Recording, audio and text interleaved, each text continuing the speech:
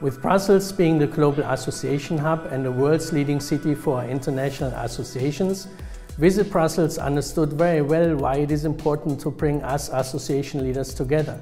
And that happens at the European Association Summit, which takes place and I hope you will be part of.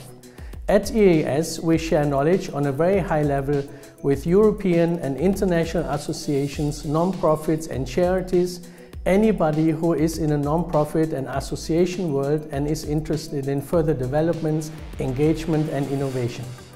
What we do here only doesn't relate to the official agenda, but there are plenty of network opportunities and I hope to see you there in March.